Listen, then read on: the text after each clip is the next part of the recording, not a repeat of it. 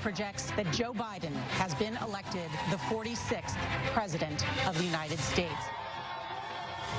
How are you feeling right now? Amazing! The best day of my life! America has decided. Just look around you. This is what democracy looks like. We made history, Kamala. Yes. Over 70 million people still voted for Trump, and they're still out there. We won't stop. We need to recount the votes. This is a moment of joy. 2020 is now the best year.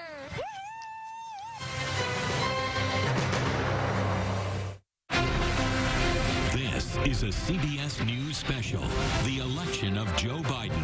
Reporting tonight from CBS News election headquarters in Times Square, Nora O'Donnell.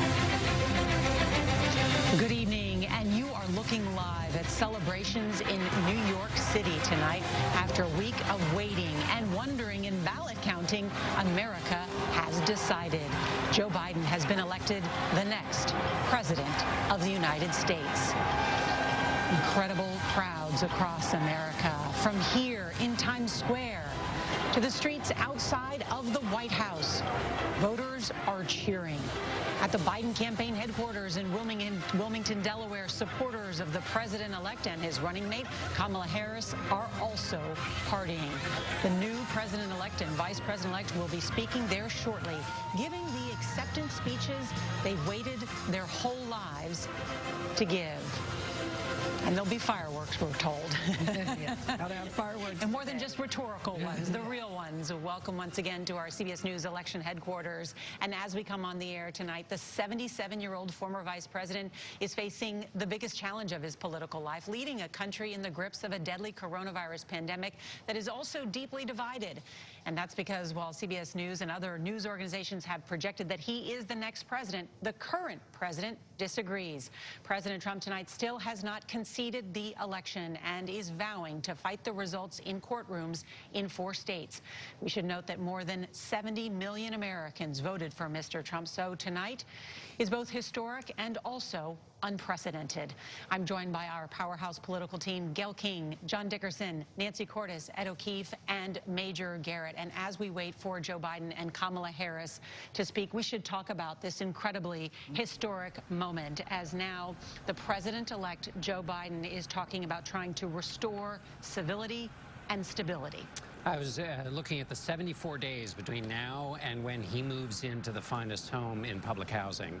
And he has probably been in that house more than any other person who hasn't actually lived in there. Now he lives there, and the to-do list is very long, and 74 days seems like a very short period of time to get on top of all the challenges he'll face. We're watching the motorcade of now the president-elect, which has grown in size as he is surrounded by U.S. Secret Service, and all that entails to protect the next leader of the free world. And Gayle, there is, while there is disappointment among President Trump's supporters and Republicans, there is also a sense of euphoria in this country.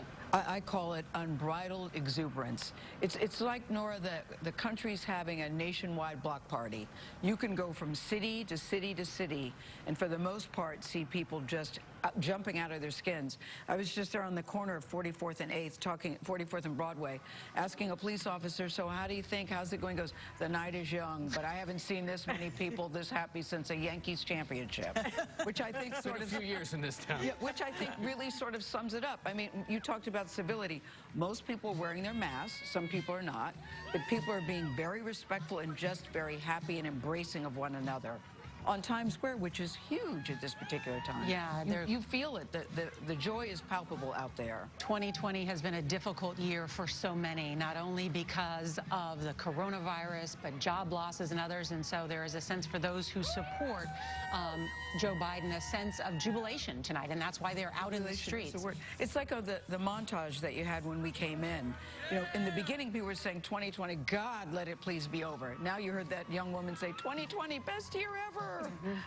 And Nancy, it is historic in so many ways, not only because of what this means, a new president, it is every election year, but also because for the first time we will have a woman in the executive office as Kamala Harris is the vice president. Right, 36 years after the first woman became a vice presidential nominee, Geraldine Ferraro, Kamala Harris is now going to be going to the White House. A lot of firsts there. She is the first woman. She is the first African-American woman, first woman of Indian descent, and we'll have the first gentleman. Her husband, Douglas Emhoff, a lawyer.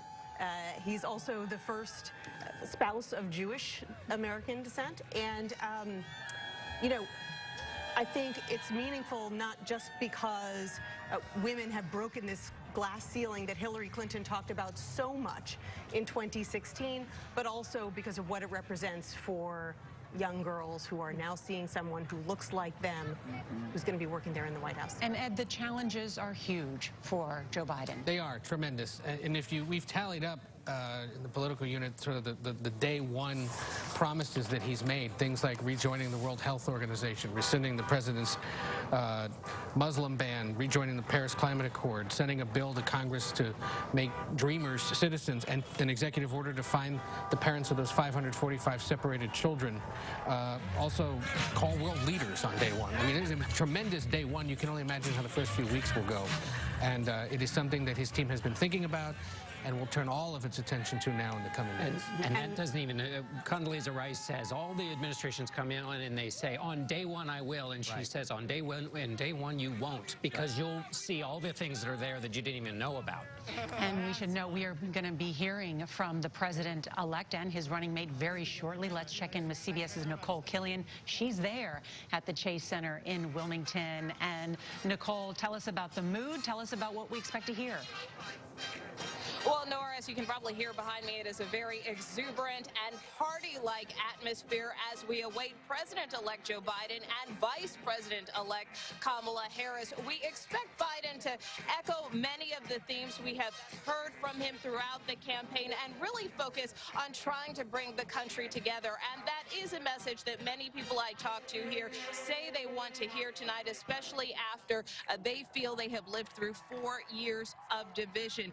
Before his speech tonight, we know the president-elect spent a good part of the day with his family. His granddaughter Naomi tweeted out a picture of him hugging all of his grandkids not long after the race had been called. And a campaign aide tells us that he actually found out he won, much like the rest of us, by watching television. We also know that he spoke with former President Barack Obama today, who congratulated him and Vice President-elect Harris on their historic victory. And while, of course, tonight is all about a celebration, the president-elect is looking at the road ahead and the work ahead. CBS News has learned that he plans to announce his own coronavirus task force on Monday, with more transition announcements expected in the days and weeks to come. Nora? Nicole Killian, and there you see that large gathering to listen to the president-elect, his motorcade arriving there at the Chase Center, which means we are just moments away from hearing first from the Vice President-elect Kamala Harris, who will then introduce the president-elect. We should point out something there, that if you see towards the front near where he will speak, there's several red, white, and blue vehicles that the Biden campaign actually placed there for some of their top supporters. This whole scene is indicative of the kind of rallies he's been holding across the country, socially distanced rallies that encourage people to stay in or near their vehicles. We'll see how well they do with that tonight. They are encouraged to wear masks, and you can see that there's a larger crowd. This is a larger crowd than was there for the convention in August. They held it in the same parking lot here outside a convention center that probably hosts RV shows and garden expos, and it is now, you know, going to be the center of a very important speech watched by the entire world. And Wilmington, Delaware, a city better known for call centers and tax attorneys, is about to join the American imagination alongside Crawford, Texas, Mar-a-Lago, Kennebunkport, because he's lived here his entire political career. He took the 124-mile train ride to and from his home there every day, now to a train station with his name on it, in a state that has its largest rest stop named for him as well. They like their Joe Biden in Delaware. They like him even more tonight. And it's always nice to have a rest stop named after. It's on my bucket list. It is. Regardless, Democrat or Republican. The other thing that I noticed about today, guys, is that the weather was so beautiful. Here it is November, it's unseasonably warm on this side of the country. You know, sometimes during the campaign you saw people all bundled up in coats, but I can't get over how warm. It's almost like Mother Nature was cooperating on this day for all the people would be. And I'm looking at this night video here. People are outside of their cars. You're right, Ed. We'll see how long that lasts, the social distancing. But people, you can feel the energy and the joy from people who were supporting Joe Biden. And President Trump himself had a chance to see those people as he was riding in his motorcade back from his golf game in Sterling, Virginia. He actually rode past the crowds who made a variety of hand signals as he drove by. So a variety of hand signals. Waving. They were waving. What did he looked out the window. He looked a little stricken in the pictures that we saw of him gazing out the window, really sort of being confronted by the jubilation you saw in Washington, D.C., which of course is a city that went for Joe Biden something like 93-6. Traditionally, at a moment like this, every 4 years, the president-elect has heard from their running mate, a phone call that is placed to say congratulations on a hard-fought race, and I look forward to helping you in any way possible. That has happened in the past when even incumbent presidents have lost to challengers. Let's check in with CBS's Weijia Zhang, who is at the White House. And Weijia, any indication that President Trump has called Joe Biden?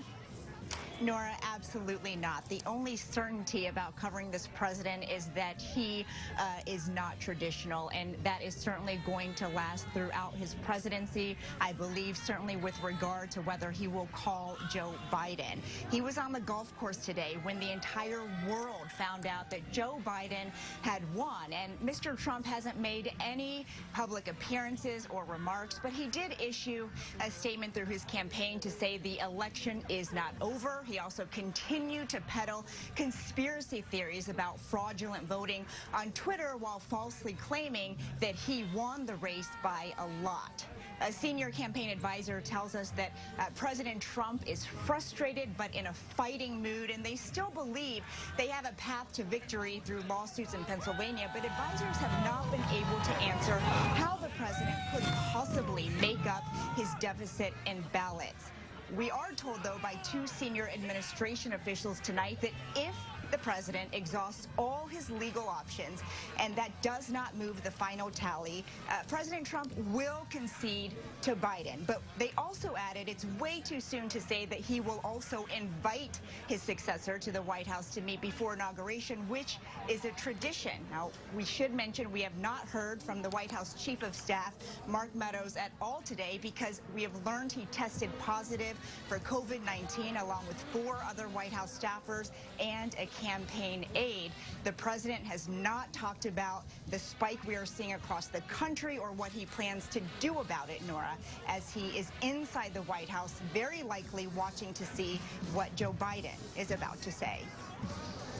Thank you, Weijia Zhang. Incredible to think about what is transpiring, the historical significance of that, and also that the president's own chief of staff is now suffering from coronavirus after being out on the campaign trail with him and also holding a reception at the White House when it is believed he may have been infectious with COVID-19. Let's go now to CBS's Jeff Pegues. He is with the crowds in Black Lives Matter Plaza near the White House, where I understand, Jeff, they're singing.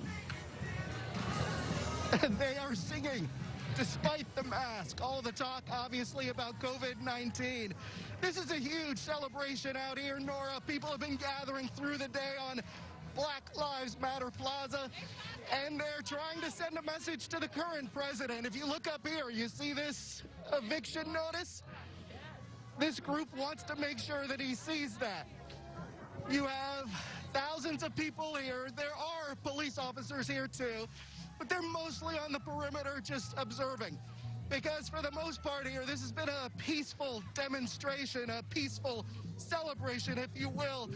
Beyond these barricades, you have a celebration that stretches farther down the street. And perhaps you can make out the White House down the block. It's about 3 blocks away. The people in this crowd, they want to make sure that the president doesn't get any sleep tonight. We hear singing, we hear drums, we hear fireworks. Nora. I hear Stevie Wonder, too, Jeff Pegues. I hear that.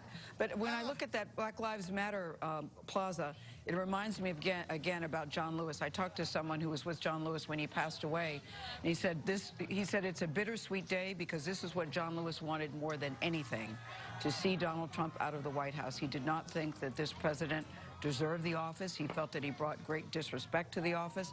He said in some ways it feels very bittersweet.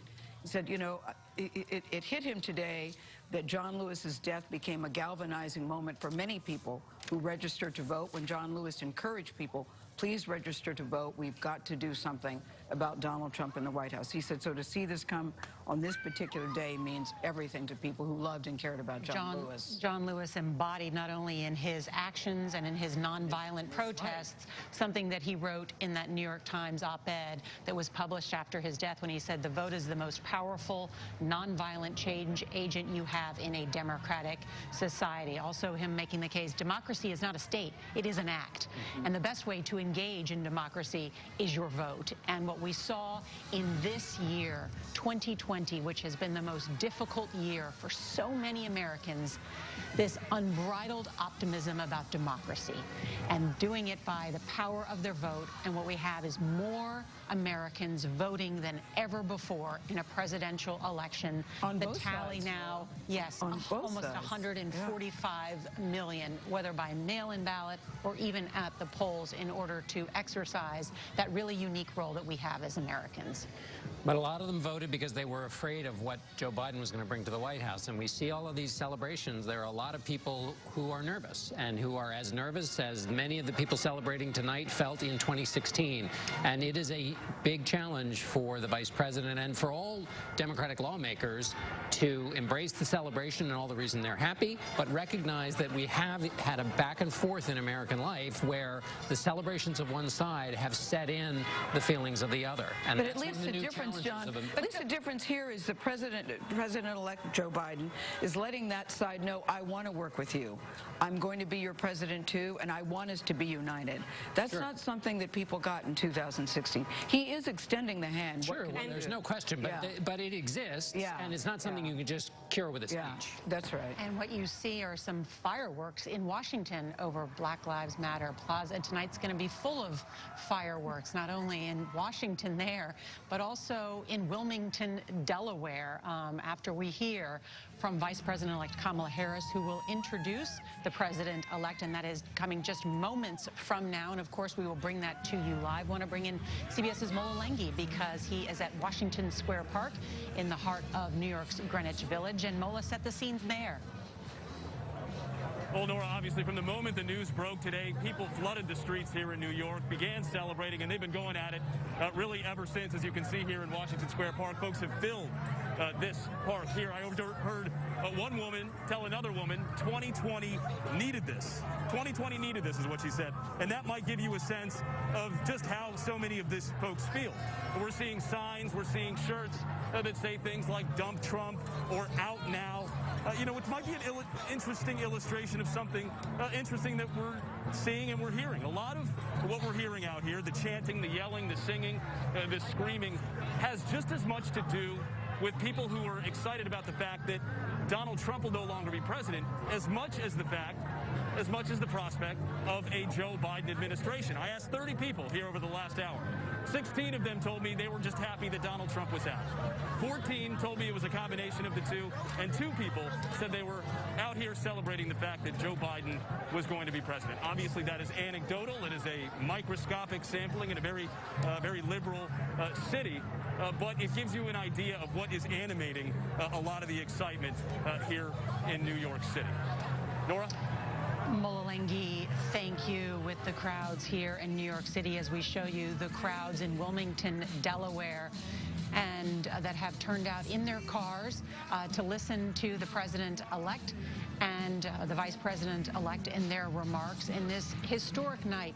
We will not only have the oldest president in American history, Joe Biden will be 78 when he takes the office, but as Nancy mentioned earlier, the first woman ever to be Vice President of the United States, the first black, the first Indian, and the first daughter of immigrants, which resonates with so many Americans as the children of immigrants who have come to this country. And at the same time, we should acknowledge those who may have a sense of trepidation, who did not vote for Joe Biden and Kamala Harris, that voted for the Trump-Pence ticket. And yet, this is a president-elect who has signaled in every single one of his remarks this week that he wants to be not the president of the blue states or the red states, but of the United States of America. And that's the task. In many ways, he has already written what it will be the success of his legacy. Can he help try and heal this country? And Gail talked about his hand being extended. So far, the hand is not being accepted on Capitol Hill.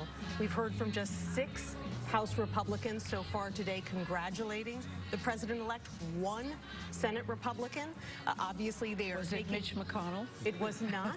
Total silence from Mitch McConnell and his aides today. Does that surprise you, Nancy, that we haven't heard from Mitch McConnell? It does It would surprise set me, such a actually, tone, wouldn't it, because if he said something? It's now been, half a day, and we haven't heard anything from him. And I just want to contrast this to what we heard 4 years ago from Hillary Clinton, who had a big surprise loss, and within 12 hours she gave a concession speech in which she said, we must accept this result and then look to the future. Donald Trump is going to be our president. We owe him an open mind and the chance to lead. And then, of course, devastated Democrats took their cues from her, and they congratulated Donald Trump as well, even though they had that trepidation that you've described so eloquently.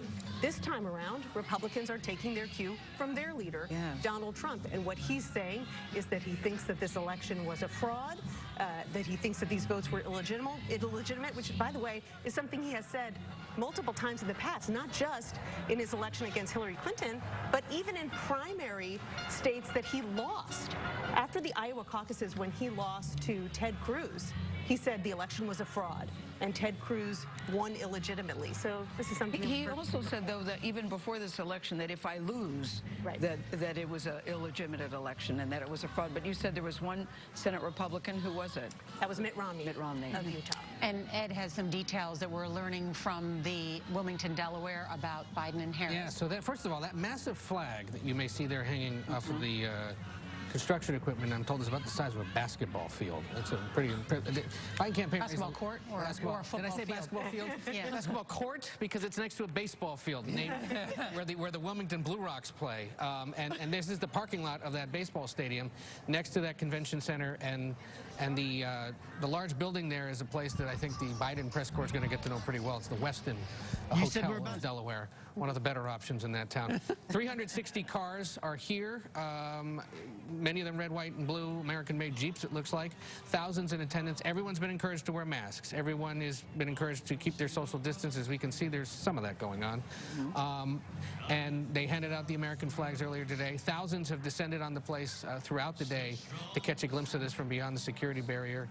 And this stage has been set essentially since last weekend, when they began putting it up, hoping that he would be able to address the world early Wednesday morning, and he's had to wait until tonight. I mean, for anybody who's been to a football game, it looks kind of like a tailgate party in many ways. Yeah. It does. Outside, as people have brought their cars in. Very different than most nights like this that we usually see every 4 years, where you have a number of crowds packed in, and they are trying to do this in a celebratory way, although I see people with their masks pulled down on their cheeks, but outside and in the warm weather. And many of these people, like us, have been on call all week. They live in and around Wilmington, and they were ready to go at a moment's notice. But we're not complaining about being on call. We're not, no. We like being on call for this story. This has been riveting. But for these folks, it's been a little stressful, because they were told they would likely get a little bit of an advance notice to show up if it was announced Thursday night or Friday afternoon. I'm told we're just about 5 minutes away from hearing from Vice President-elect Kamala Harris, as well as the President-elect Joe Biden. We'll see their families. There'll be fireworks, some music, all of that ahead. I just want to check in briefly with CBS's David Begnaud. He is just where we are in Times Square, just outside of our studio. And David, I understand large crowds as well. I saw them earlier. Thousands of people. Nora, Gail got it right when she said this feels like a victory celebration for a baseball team, a football team. It reminds me of Mardi Gras. If you've been to a parade, that's what it feels like, a big old celebration. James and Karina, boyfriend and girlfriend, here in Times Square, literally watching and waiting for the speech to air. Your reaction, I know you were in your high-rise building here in New York City. What happened? How did you first realize that something was going on? Well, our window was open, and so we started hearing all this yelling and clapping and banging on pots and pans. And when we realized, you know, Biden has been elected, we both just started crying, and we hugged each other. And cried, and it was a really overwhelming. It's been such a stressful, you know, not to mention stressful couple of months and years, but these past few days have just been that much more so. So it was a great sigh of relief once we realized that it's beginning to change the corner. The nation itself could begin to heal, God willing, and, you know, hopefully I think this is a good starting chapter. When you speak of healing, do you believe that Joe Biden will be able to bring about a healing in the country? I do believe so. I mean, he's done it in years past, for the years that he's been working. Excuse me just one second. Got to go to the president-elect. Nora, back to you. All right, David Begnaud, thank you. And it almost kind of feels like New Year's Eve, you know, talking to people who are gathered outside, and that sense of excitement. It sure was a slow ball drop, too. I mean, over the last few days. But you know what? I mean, we've John, how do you do that with a straight face? Because it's so off the cuff, and you do it so effortlessly. Thank you, Gail. Now I'm embarrassed. I can't say the next thing. But so we said football game, New Year's Eve, all that. But speaking to people today, VJ Day in Times Square, there's that famous photograph of the kiss in Times Square. There are people who describe a kind of release and that comes not just from their guy Joe winning, but from something that they have felt constricted by over the last few years. These are, of course, the people who are happy to see Joe Biden elected, but that I've never heard in politics, this sense of emotional release on an election day or at the end of an election. And it is very emotional. That's a really good way to describe it. What you feel when you walk around and talk to the people and look at the people and hear the people, it is extremely emotional for everyone. And it's actually happening all around the world. Exactly not just here in the United States. I mean, we've heard statements from world leaders and former world leaders who are a little less constrained about what they say. They'd have to be less diplomatic, who say that, you know, they're very relieved to see the outcome that we've witnessed. I hear music, Nora. That's right. The program is beginning. Let's listen in as we're about to hear from the Vice President-elect, Kamala Harris.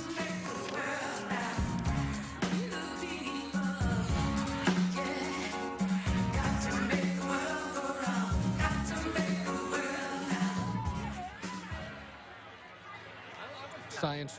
Please welcome the Vice President-elect of the United States of America, Kamala Harris.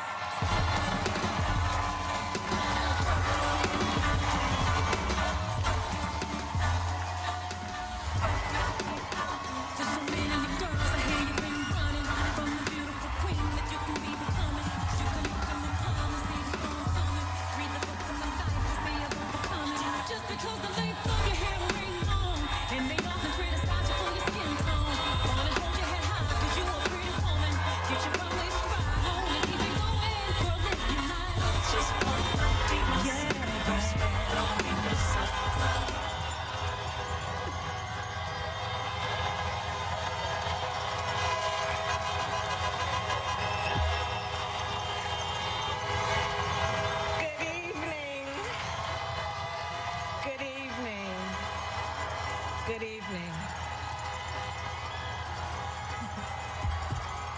Good evening. Thank you. Thank you. Good evening. So, thank you. Good evening. So, Congressman John Lewis, before his passing, wrote, "Democracy is not a state, it is an act." And what he meant was that America's democracy is not guaranteed. It is only as strong as our willingness to fight for it.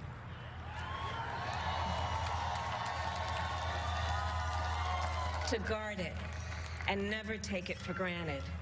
And protecting our democracy takes struggle. It takes sacrifice, but there is joy in it, and there is progress. because we, the people, have the power to build a better future.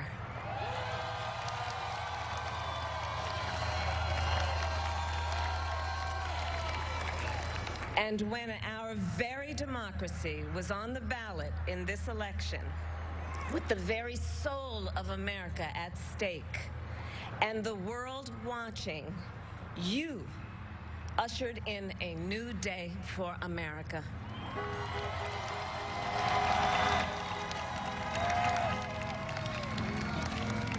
To our campaign staff and volunteers, this extraordinary team, thank you for bringing more people than ever before into the democratic process.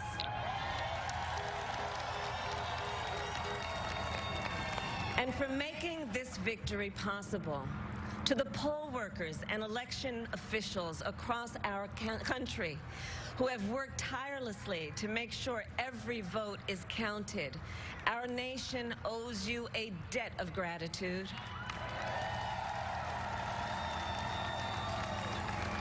You have protected the integrity of our democracy. And to the American people who make up our beautiful country, thank you for turning out in record numbers to make your voices heard.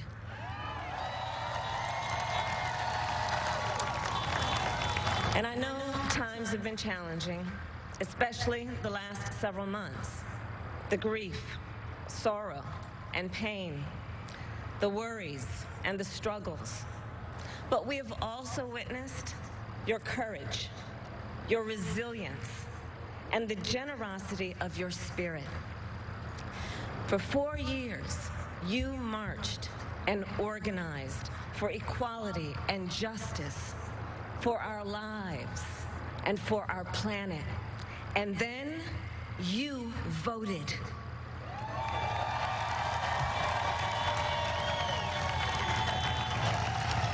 And you delivered a clear message.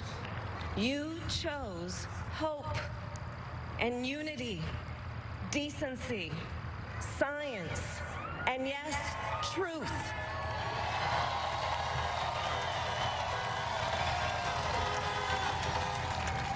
You chose Joe Biden as the next president of the United States of America.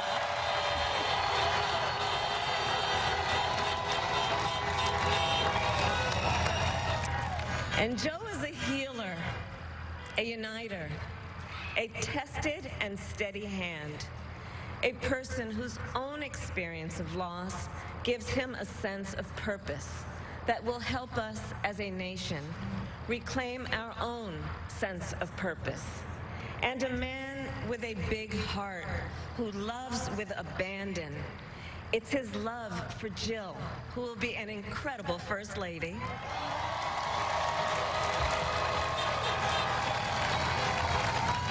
It's his love for Hunter and Ashley and his grandchildren and the entire Biden family.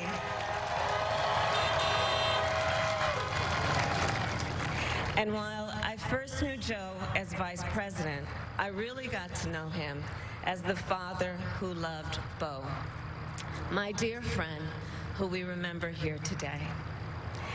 And to my husband, Doug,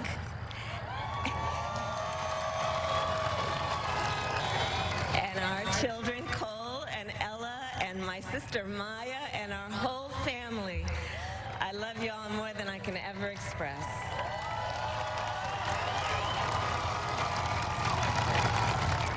We are so grateful to Joe and Jill for welcoming our family into theirs on this incredible journey.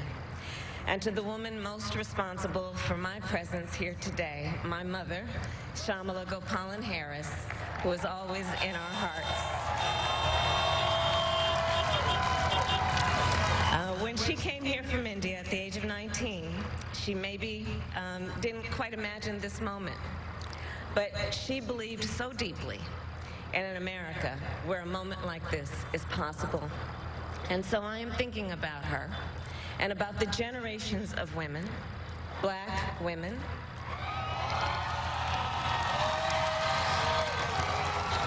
Asian, Latina, Native American women who throughout our nation's history have paved the way for this moment tonight. Women who fought and sacrificed so much for equality and liberty and justice for all, including the black women who are too often overlooked, but so often prove they are the backbone of our democracy.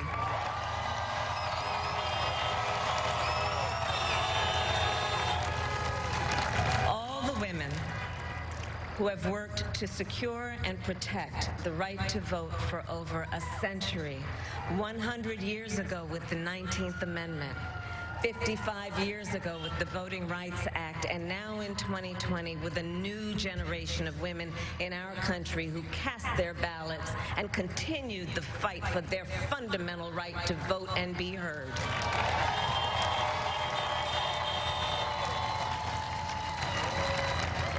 Tonight I reflect on their struggle, their determination, and the strength of their vision to see what can be unburdened by what has been. And I stand on their shoulders. And what a testament it is to Joe's character that he had the audacity to break one of the most substantial barriers that exists in our country and select a woman as his vice president.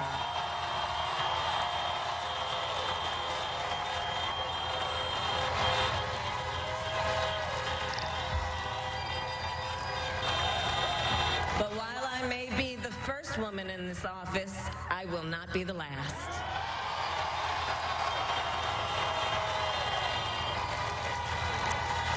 Because every little girl watching tonight sees that this is a country of possibilities. And to the children of our country, regardless of your gender, our country has sent you a clear message. Dream with ambition, lead with conviction, and see yourselves in a way that others may not, simply because they've never seen it before. But know that we will applaud you every step of the way.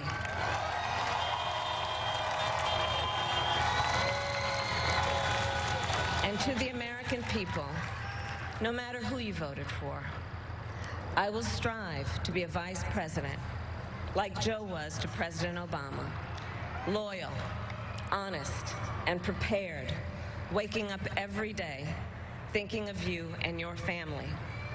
Because now is when the real work begins, the hard work, the necessary work, the good work, the essential work to save lives and beat this epidemic, to rebuild our economy so it works for working people, to root out systemic racism in our justice system and society, to combat the climate crisis, to unite our country and heal the soul of our nation.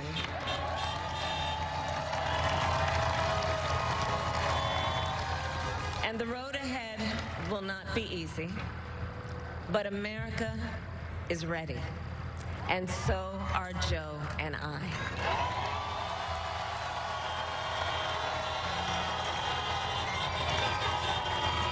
We have elected a president who represents the best in us, a leader the world will respect and our children will look up to, a commander-in-chief who will respect our troops and keep our country safe, and a president for all Americans.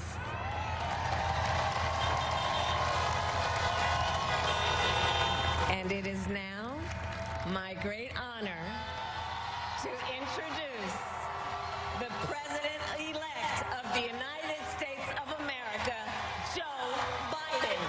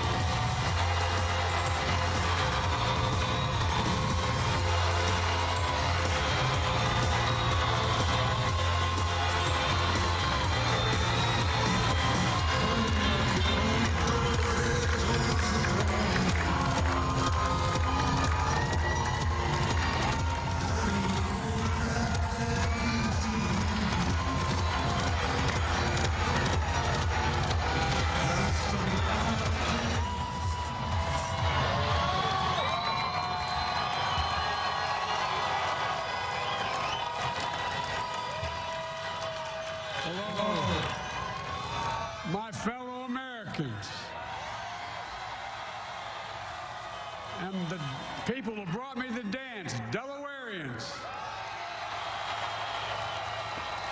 I see my buddy Senator Tom Carper down there, and I think Senator Coons is there, and I think the governor's around. Is that Ruth Ann? And that former Governor Ruth Ann Minner. Most importantly, my sisters-in-law, my sister Valerie. Anyway. Folks, the people of this nation have spoken. They've delivered us a clear victory, a convincing victory, a victory for we the people. We've won with the most votes ever cast on a presidential ticket in the history of the nation. 74 million.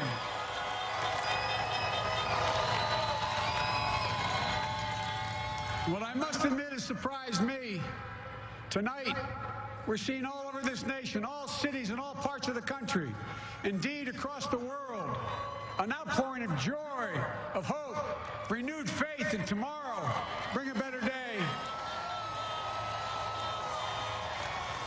And I'm humbled by the trust and confidence you've placed in me.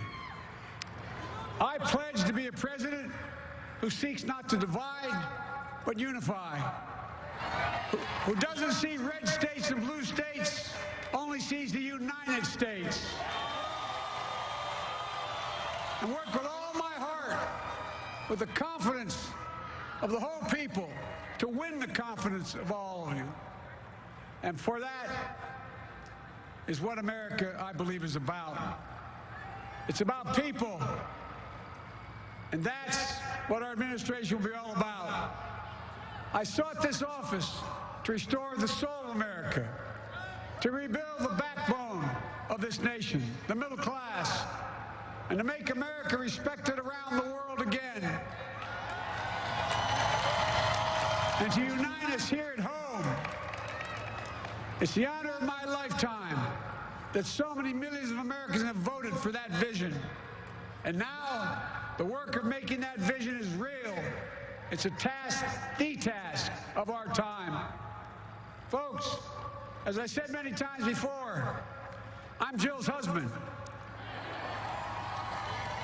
And I would not be here without her love and tireless support of Jill and my son Hunter and Ashley, my daughter, and all our grandchildren and their spouses and all our family.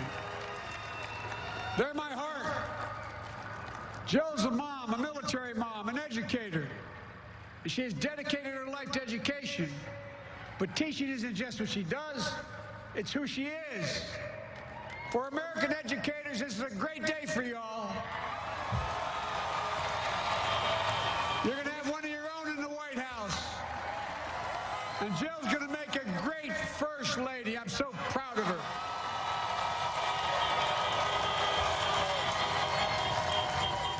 And I'll have the honor of serving with the fantastic Vice President who you just heard from, Kamala Harris, who makes history as the first woman, first black woman, the first woman from South Asian descent, the first daughter of an immigrant ever elected in this country. Don't tell me it's not possible in the United States. It's long overdue. And we're reminded tonight of those who fought so hard for so many years to make this happen. But once again, America's bent the arc of the moral universe more toward justice. Kamala, Doug, like it or not, your family, you become an honorary Biden, there's no way out. All those of you who volunteered and worked the polls in the middle of this pandemic, local elected officials, you deserve a special thanks from the entire nation. And to my campaign team and all the volunteers and all who gave so much of themselves to make this moment possible, I owe you. I owe you. I owe you everything. And all those who supported us I'm proud of the campaign we built and ran. I'm proud of the coalition we put together. The broadest and most diverse coalition in history. Democrats, Republicans, independents, progressives, moderates, conservatives, young, old, urban, suburban, rural, gay, straight, transgender, white, Latino, Asian, Native American. I mean it, especially those moments, and especially those moments when this campaign was at its lowest ebb. The African-American community stood up again for me. You've always had my back, and I'll have yours.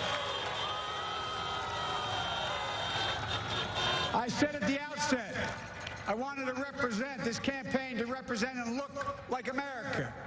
We've done that. Now that's what I want the administration to look like and act like. For all those of you who voted for President Trump, I understand the disappointment tonight. I've lost a couple times myself. But now, let's give each other a chance. It's time to put away the harsh rhetoric, lower the temperature, see each other again, listen to each other again. And to make progress, we have to stop treating our opponents as our enemies. They are not our enemies. They are Americans. They're Americans. The Bible tells us to everything there is a season, a time to build, a time to reap, and a time to sow, and a time to heal. This is the time to heal in America.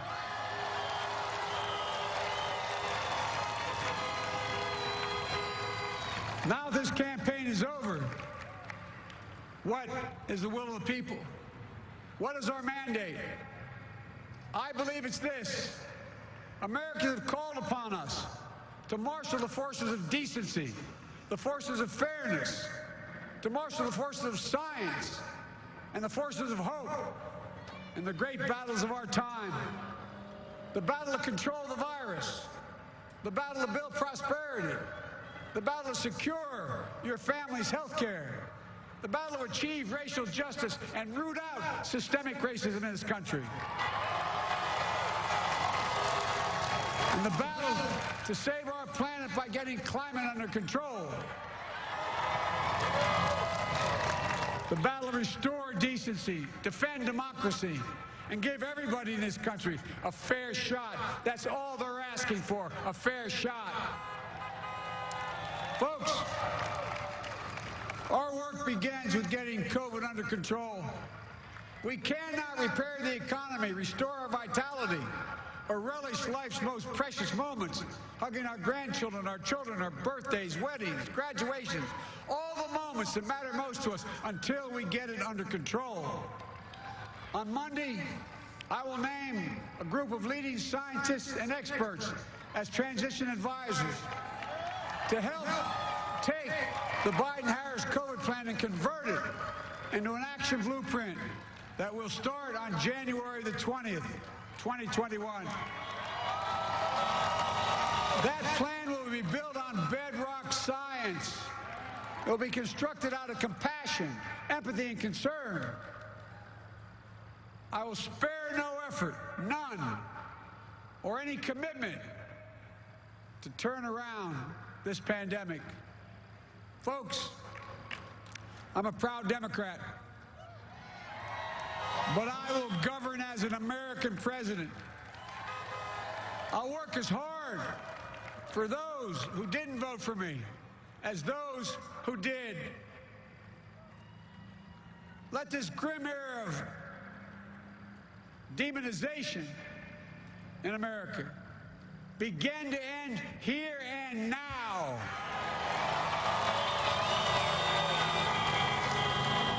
The refusal of Democrats and Republicans to cooperate with one another, it's not some mysterious force beyond our control. It's a decision, a choice we make. And if we can decide not to cooperate, then we can decide to cooperate. And I believe that this is part of the mandate given to us from the American people. They want us to cooperate in their interest. And that's the choice I'll make. And I'll call on Congress, Democrats and Republicans alike, to make that choice with me. The American story is about slow yet steadily widening the opportunities in America. And make no mistake, too many dreams have been deferred for too long.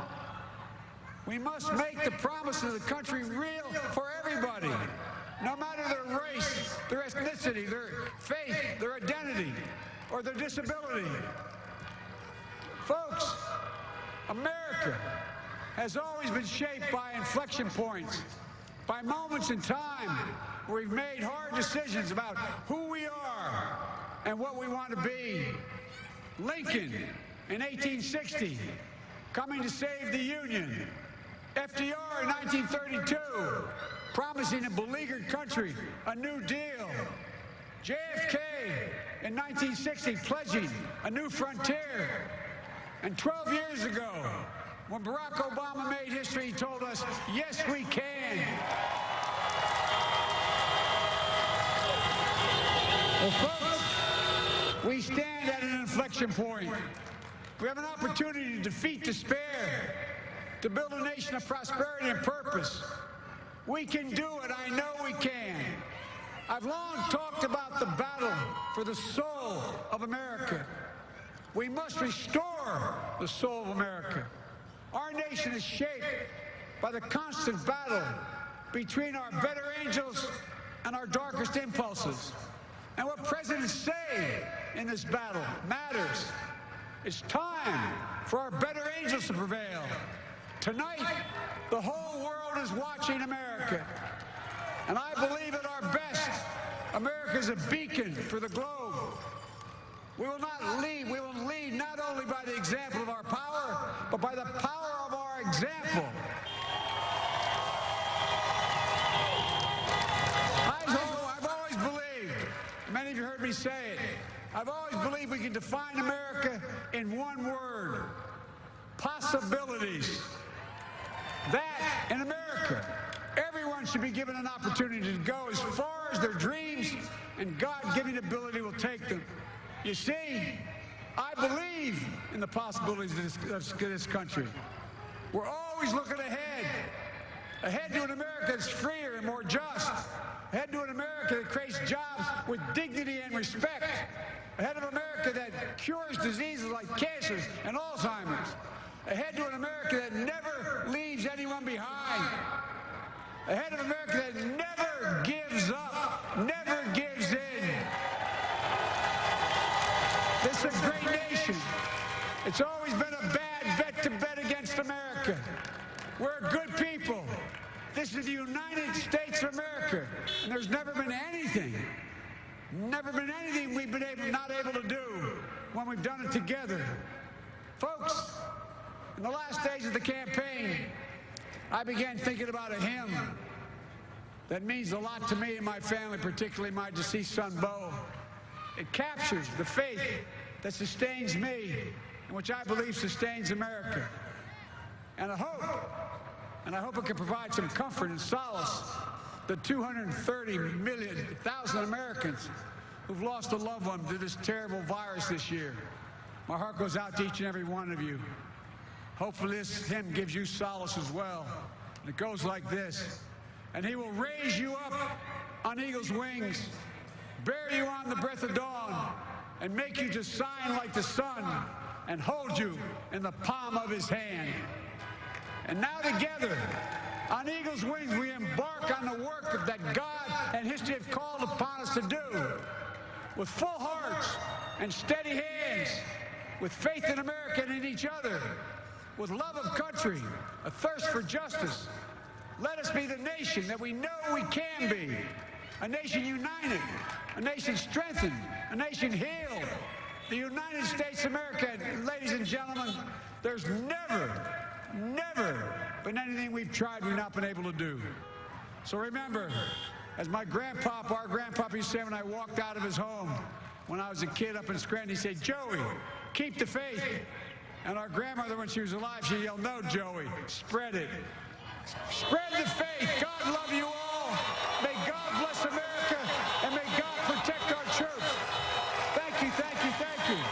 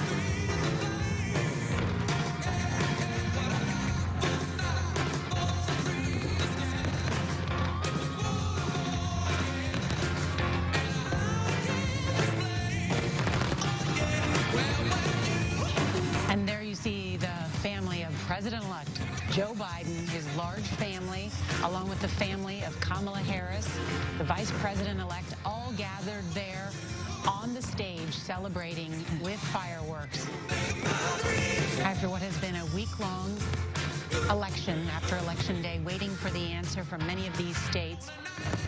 And Joe Biden giving what might be one of the best speeches of his lifetime, encapsulating the moment, I think, in the words, "This is a time to heal in America." And I think he's speaking literally about the coronavirus, saying that that will be his first act, but also politically speaking as well about healing the deep divisions in this country that exist. Saying your opponents are not your enemies. We are all Americans. Let's give each other a chance and lower the temperature. I already like the tone he's setting, John, already. And just adding the see each other again, listen to each other again. So that's the you know, it's not just words, but actually putting them into action. The speech really ranged. You had Langston Hughes reference in there on Eagle's wings. He quoted Minister Theodore Parker with the bending of the moral universe, which Barack Obama used quite often. Certainly Martin Luther King. It was again, this is what speech making sounds like, and President Trump just hasn't spoken like this, hasn't chosen to, and this was a speech, you know, that seeks to use the words in the moment to bring the nation together and move it along. Words can't do everything in a presidency, but they can do a lot. And to say that he wants to root out systemic racism. Do you know how long people have been waiting for someone in that position to say that, to acknowledge, A, that it exists, and then to acknowledge we want to do something about it. That it will be very powerful. That it will be a priority. Exactly. Exactly, Nora. And a priority. Said to the black community, you had my back and I had yours. The significance, too, of Joe Biden speaking of his loss, not only with his first wife, who was killed in a car accident, as well as his son, who died of glioblastoma, cancer, which many Americans know, the pain of losing someone from cancer, and then referencing that Catholic hymn, and he will raise you up on eagle's wings. Joe Biden becomes the only second Catholic to ever be elected President of the United States since John F. Kennedy. And so there is a resonance here as well. And we'll have a church-going president again. Not since George W. Bush, really, have we had somebody who went to church on Sundays with regularity. We should probably reflect on the sort of modern family-looking group of people up there on stage. We saw Biden's son, Hunter, who we have not seen in public at all over the course of his campaign, who's there. Holding his new grandchild. Hunter, yes. Well, no, the president-elect is holding his. Yes, and then he has now a total of 7 grandchildren. Natalie, Robert, Maisie, Finnegan, Naomi, another child that was born to another woman with Hunter, and then the youngest there with his new wife, Melissa. Kamala Harris, those young children, one of them is Amara, her niece. There was a video shot, actually her grandniece. Her niece shot video of them talking the other day about how that 4-year-old could one day become president. She was sitting on her lap. Sitting on her lap. It was a very cute video. Yes. Yeah, people should look at that. And Kamala Harris mentioned her stepchildren, Cole and Ella, who are Doug Emhoff's children. And the senator, or the vice president-elect's actually very good friends with Emhoff's former wife. They're all friendly back in Los Angeles. So these are faces and names we'll get to know over the next few years as they take office. I mean, you know, when you talk about, you know, filling your cabinet with people that look like America, that's what that stage looks like right now. Look at the range of color, the range of age, male, female. It really is a beautiful sight to see them all there together. And I love when he said to Kamala Harris, you're now a Biden, like it or not. You're now a Biden for life, like it or not. You get the feeling he would want to deputize the whole country into that, given what he really wants to do. Embrace us, yeah. Well, you know, there is something that always strikes me about Joe Biden, given that he has had 47 years in public life and has been busy, is that he calls his children every single day. He calls most of his grandchildren every single day. Just to say hey? Just to say hey. Yeah, I know you text with your kids every day and send pictures and stuff too. But those of us with teenagers don't get a response. Yeah, exactly. It's temporary, John. It's temporary. There's something unique about really that diligence with which he loves and cares for his family. And it was really something, actually, that you heard now Vice President-elect Harris mention in her remarks about the decency that embodies Joe Biden. It's a word he used, too, to marshal the forces of decency. They both had similar words that they used: decency, truth, healer, uniter. That is science. Yeah. They both emphasized science, which I thought was interesting. And Big nod to COVID. It was a speech that was very true to Joe Biden. Yes. The reason it sounded so natural is because these are themes that he has sounded throughout his political career, including 36 years on Capitol Hill. He was always someone who was trying to make a deal, trying to reach out to the other side. In fact, some Democrats were frustrated with him when he was vice president because they felt he was too eager to reach out to the other side and make a deal. I was just reading a quote from a Republican in Congress from a few years ago who said, "I don't always agree with him, but I do trust him implicitly. He doesn't break his word. He doesn't waste time telling me why I'm wrong. He gets down to brass tacks and keeps sight of the stakes." You know who said that? Who? Mitch McConnell. Oh, win, Nancy, win. It's in the long game. Yeah. In the book. I was going to say, John, how did you know that? You know that John You read Dickerson everything. can't Is that encyclopedic mind again? Here's another first in the Biden White House. Biden's dog Major will be the first shelter pup to live in the White House. I don't know what kind of dog Major is. John Dickerson, what kind of dog is Major? I know, he's a German Shepherd. The Bidens have always had German Shepherds. They have? Yes. Okay. And so, By the way, I was keeping count. He said folks 7 times. But That no was malarkey. no malarkey tonight. That's right. He threw a y'all in there as well.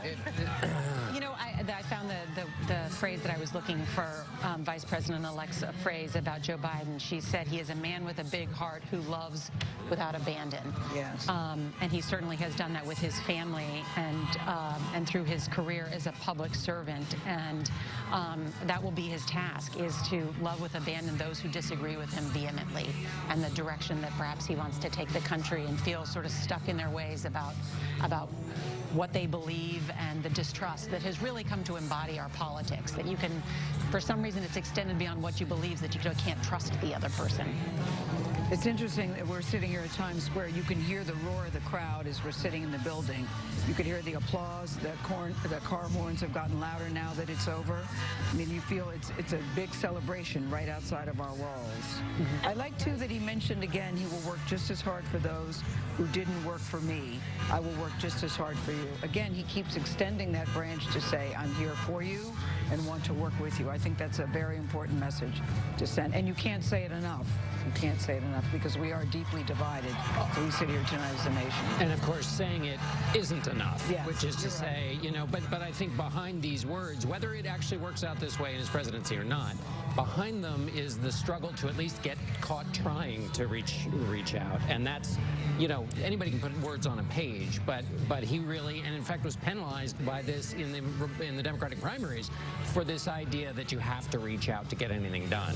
And sometimes have to reach out and work with people you might not think are the most swell people in the world, but that's the way you make progress. But I say again, John, just the fact that he chose Kamala Harris. We talked about this afternoon. After he felt slighted by her during the debate, he was clearly very irritated, felt that, you know, many people thought that it was a low blow. But you could see that he got past that because he chose what he felt was best for him and what was best for the country. I think that speaks volumes about who he is as a person. There are many people that would not be able to get past that, but he did. And there's no one who understands better how important having that rapport with your running mate is, because he did that for 8 years for President Obama, who also extended the olive branch many times. You know, remember the beer summit, you know, kept trying to go back to Capitol Hill, but actually got rather disillusioned towards the end of his presidency and didn't feel like he was getting the same goodwill and response. He said it was like, you know, you're digging the ditch, and you've got, you know, the rest of the construction crew standing there at the edge saying, dig more, instead of jumping in to help. And well, he has a new book coming out in a couple weeks. We can hear more about that. I'm looking forward to that. Oh, this is Barack Obama's book. Yeah, Barack Obama's book, to see if we can get the inside scoop. But There you see Times Square and the celebration as thousands have gathered at what's called the crossroads of the world to mark this moment. It's as if... Those are live pictures right now. That's right. That's happening right now. It's as if in some ways the pandemic has ended, which it has not, but people feel that sense of that they want to rush to the scene of where other people are to join in the celebration of the election of the 46th president of the United States. And I think there's not only a sense of excitement about that, but I also think, Kamala Harris said that the audacity of Joe Biden to choose a woman. But I think there was also something pragmatic about that as well. I mean, not just the audacity of it. I think that the president-elect has been surrounded by strong women, including his sister. And I remember, I believe, there's a congresswoman from Delaware, Lisa Blunt Rochester, who told our Bo Erickson vice presidential selection process that at the beginning, before he even ran, he told her he would likely pick a woman as his running mate because he understood that it was time for that threshold to be crossed. So it was always in the back of his mind. He surprised everyone in March, right as the pandemic was beginning, in his final primary debate with Bernie Sanders by announcing that he would do it, and immediately faced pressure to pick a woman of color, and understanding that there was an opportunity given that Kamala Harris was in the race. And what was going on in the country at the time, right. too. He, in the process, elevated several women of color in his party who are now household names, at least to those who watch a lot of TV news. Keisha Lance Bottoms of Atlanta, Val Demings of Florida, people who were not well known, but he helped elevate. And that is part of what his administration plans to do, is to put people in positions. He has said it, but he means it, and his aides tell us he means it. He will put people in positions of power that have not been in those kinds of positions before, because he wants the country to understand and accept that people like that can be working in government. And I thought he was actually very explicit about that right at the start of his speech tonight, saying the African-American community has always had my back, and now it's my turn to have yours. It's a real recognition, some would say an overdue recognition, that African-Americans and African-American women in particular have delivered victories for Democrats time and time again, and perhaps have not gotten the recognition and the respect that they deserved for that reliability. Since 1976, 80% of African-American women have voted for the Democratic presidential candidate every time. No other block of voters has been that loyal to a Democratic presidential candidate each time. He understood that. And certainly propelled his victory not only in the primary, but also backed him in the general election as well. We want to bring in Senator Chris Coons, a close friend of the new president-elect. He holds the Senate seat that Joe Biden once held. Good evening, Senator Coons, and thank you so much for joining us, especially on this momentous occasion. And I guess, have the fireworks already stopped? Nora, it's been an amazing evening. I think Joe gave a powerful, a moving speech. And to see Joe Biden and Kamala Harris on this stage behind me just a few moments ago brought tears to many eyes here in Wilmington, Delaware, and hope to many hearts all across our nation. I know you've spoken with him. Just how ambitious is his agenda even before he moves into the White House? Well, as you know, bringing our country together in this moment of deep division, getting us out of this pandemic, rebuilding our economy so it's more just and sustainable, and restoring our place in the world, that's a fairly ambitious agenda. That's what Joe's been running on since he announced in April of last year, and I think he is exactly the right leader to deliver on that ambitious agenda for our nation this coming year. And have you been able to speak with him today? Do you know if he's going to reach out to President Trump, or is he waiting first to hear from him? What's your sense of that? I don't know whether he will reach out first, but as you heard in his speech tonight and as you've heard from him all along the campaign trail, Joe is someone who believes deeply in healing the divisions in this country, in bringing us together. So I expect that he'll be reaching out in a variety of ways to Republican leaders, to Americans of all backgrounds and political persuasions.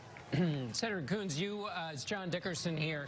You have a lot of relationships with Republicans that you've tended for in a variety of different ways. Have you heard from any Republicans? There's been not much well-wishing of the president-elect. Have you heard from any Republicans privately or otherwise about their feelings? Absolutely. I've spoken to about a dozen of my colleagues, some by text, most by phone in recent days. You know, initially a number of us were calling each other to offer congratulations on being reelected or condolences on being unsuccessful. And in talking to Democratic and Republican senators alike, there's a passion for moving forward, for getting things done in Congress, for responding to the real needs of our constituents. This has been one of the most divisive elections of my lifetime, and recent years in the Senate has been profoundly unsatisfying to senators of both parties because we know we haven't addressed the needs of middle America. So I'm optimistic that the senators who've served with Joe for many years, who've known him as a senator and vice president, know his character, know his heart, and are going to be willing to risk working across the aisle with a Biden administration, a Biden-Harris administration. Senator, do you think they will risk reaching across the aisle now to hasten this moment of unity that you're talking about by saying something congratulating the president-elect? I hope so. You know, look, I've been disappointed many times in the ways in which my colleagues have not stood up to President Trump, those who privately have expressed grave concern about things he's done that have been unconventional or have violated some of the important traditions of our nation. This is a moment for all of us to come together to support the president-elect and the vice president-elect, but more importantly, to support the American people. You heard in Joe's remarks tonight that his hope, his ambition is to lead as an American president, not a Democratic president, and we have an opportunity to do that now. And I'm hopeful my colleagues of all backgrounds, Democrat, Independent, and Republican in the Senate will come forward and do that. Senator Coons, I agree with you. It's Gayle King speaking when you said you think it's one of the best speeches he's ever given. There were so many highlights, if you will, but as someone who has known him for such a long time, can you share with us what this moment means to him? You know, it's true when they say third time's the charm, it seems, for your friend tonight. But Gayle, as you know, this is the moment that Joe Biden was made for. This was the moment that all the ups and downs of his life, the tragedies and losses, the successes and the soaring accomplishments, all of it came together in this election, in this moment. We're in the middle of a terrible pandemic where more than 100,000 Americans have been infected each of the last 3 days. We need a president who's compassionate, who can reach across the aisle, who can listen to science, and who can get us out of our current challenges. Joe has run twice before, but this is the moment that he was built for because of his optimism, his deep belief in the American people. You heard his message tonight of confidence that we can do things together. That's, I think, just the right note to hit in this challenging time in our nation. And Kamala Harris is just the right person to lead alongside him as vice president. I don't know if you've had a chance to look at your TV this afternoon, but I described it as a nationwide block party. You can really see the exuberance and the bliss of people in the streets. What does that say to you? Of course, the Trump supporters are not happy tonight. We understand that, too, and acknowledge the power that Donald Trump has among the people who supported him. But what does it say to you when you look at the people celebrating in the streets the way they are in this country tonight? Well, I think the joy that I heard here in Delaware wasn't just for Republicans or Democrats. It was really about our democracy working and moving forward. The last 4 days have been long, and people have been patient.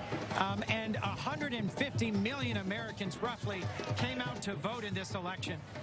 And think about it. The ways in which we have shown as a nation our confidence in our system, in our democracy, and the ways in which the elation, the jubilation, the dancing in the streets that you're talking about, Gayle, that's an expression of joyfulness and of hopefulness about what is possible with the leadership of Joe Biden and Kamala Harris, and with the willingness to work together. Senator Coons, it's Nancy Cordes. Good to see you.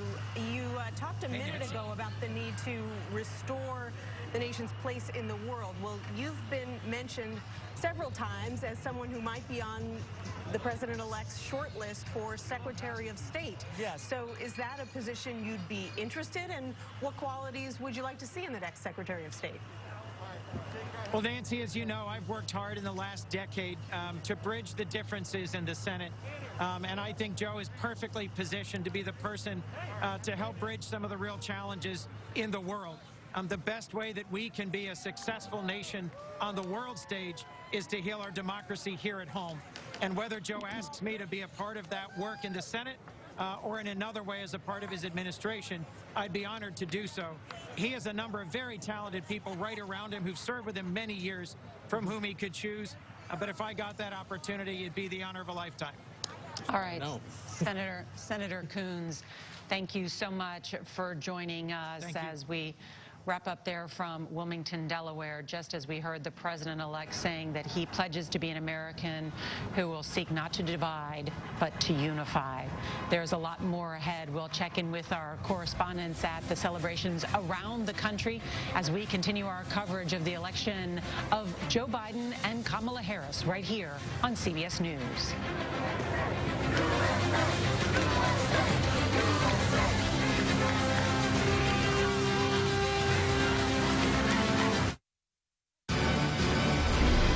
Dun, dun, dun.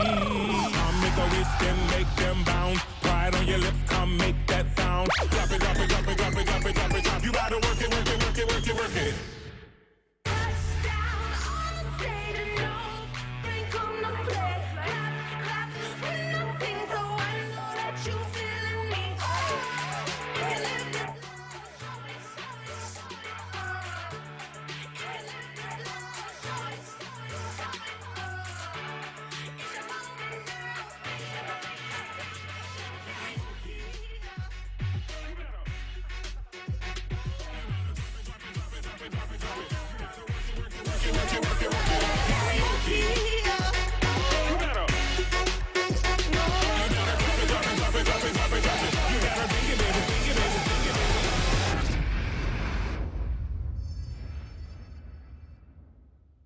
Geico makes the claims process so easy. I can file and manage my claim all in the Geico app.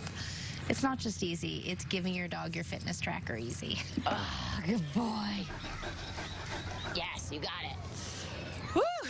Already got my 40,000 steps today. Can I get a what? No pain, no gain. It's Geico Easy with fast and convenient claim service. Look how fast I'm running. Good boy, Chester.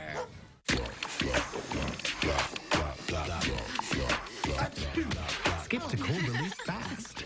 With Alka-Seltzer Plus Severe Power Fast Fizz. Dissolves quickly, instantly ready to start working. So fast.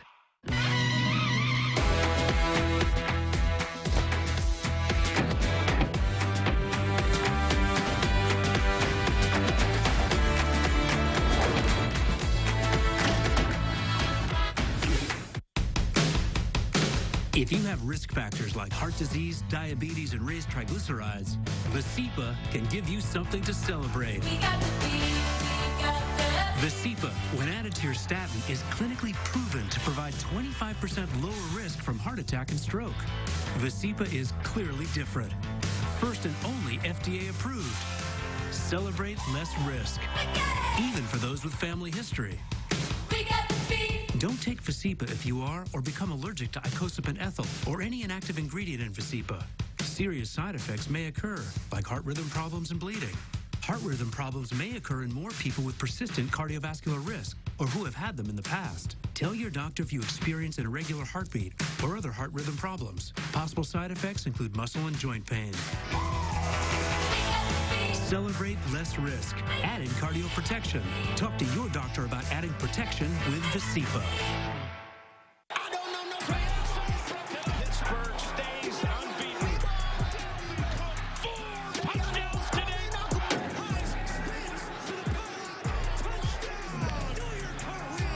Block rolls to his right. End zone catch. Touchdown Denver. What a comeback.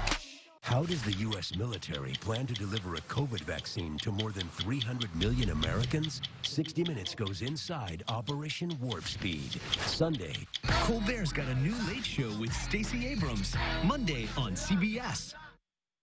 It's time to make your Medicare choices for 2021. And a smart choice begins with the right information. Your free information guide from Blue Cross and Blue Shield of Illinois will show you how you can have all of your Medicare benefits in one convenient plan with a low monthly premium.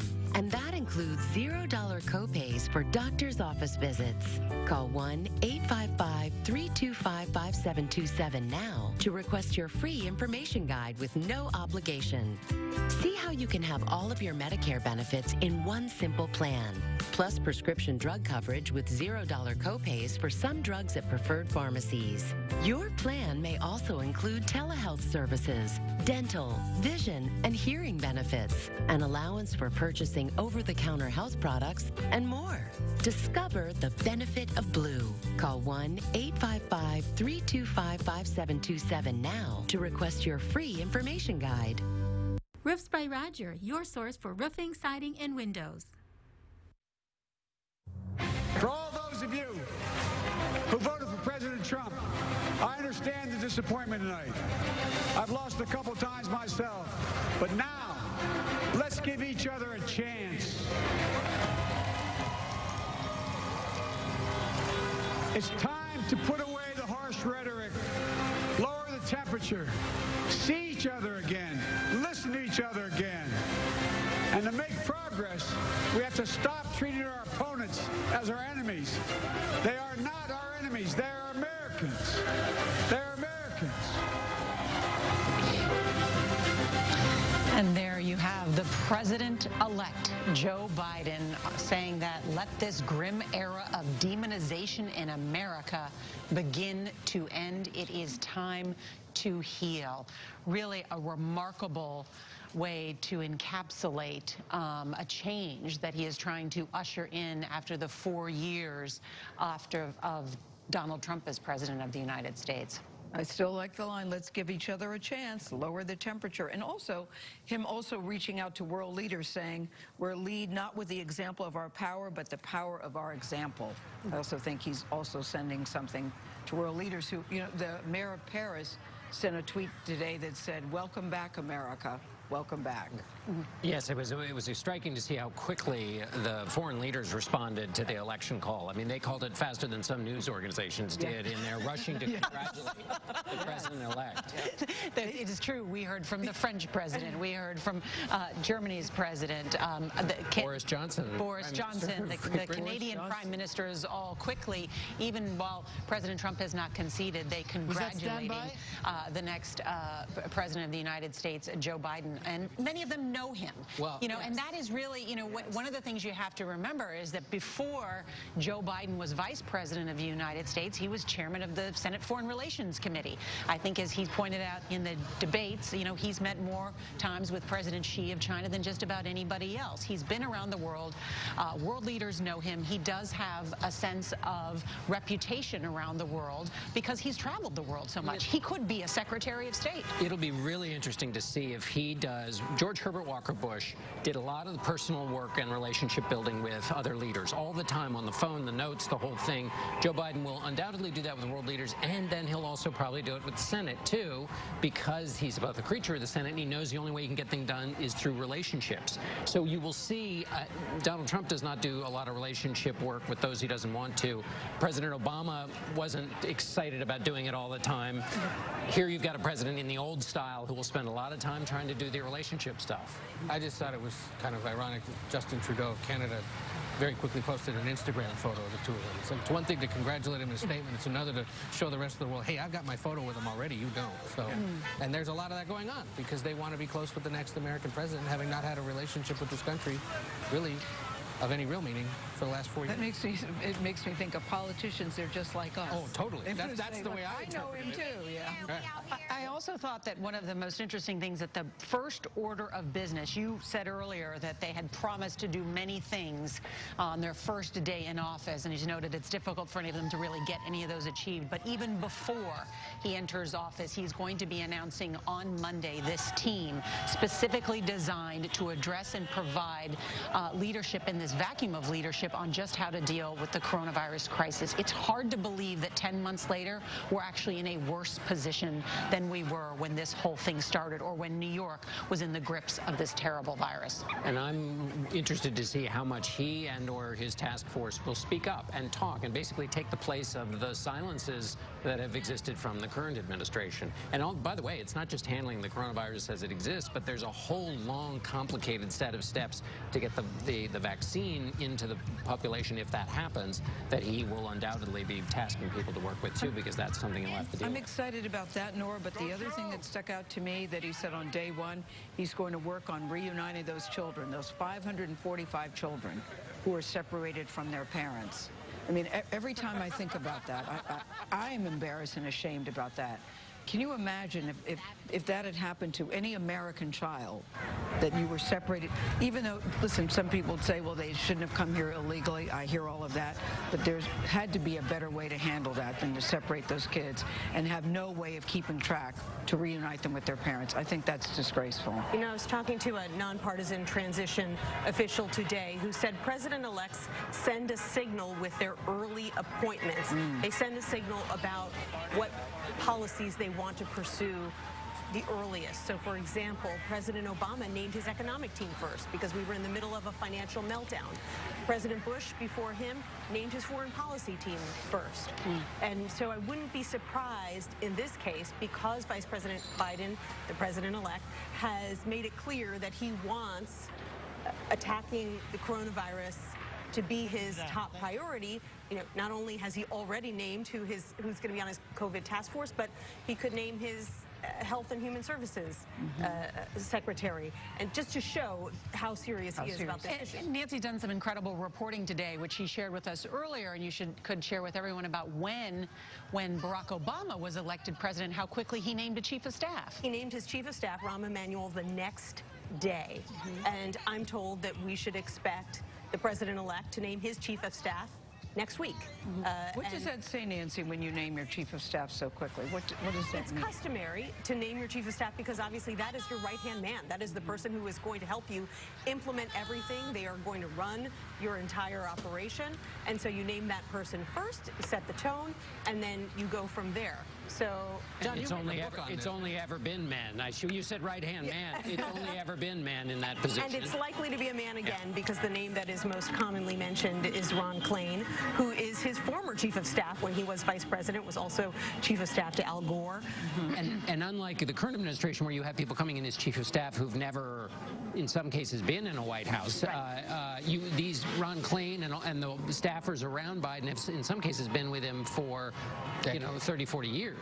And Ron Klain also has experience dealing with a pandemic, which is another reason that with pandemic preparedness, another reason why he would be very valuable in that position. Well, any leader is judged by the people around them. Right. And certainly Donald Trump's test for those who he chose to be leaders around him was a loyalty test for the most part, right? It was in many ways sort of a cult of personality, if you will, in the Trump White House.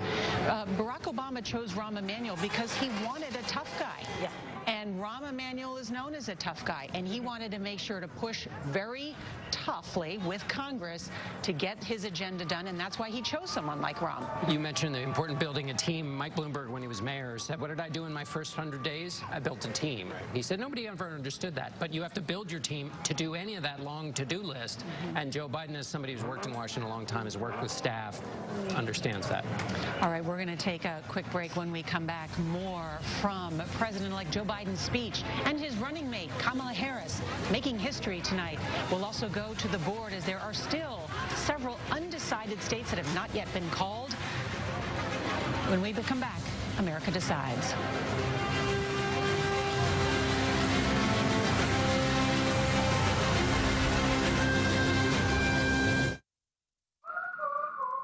These are real people, not actors, who've got their eczema under control.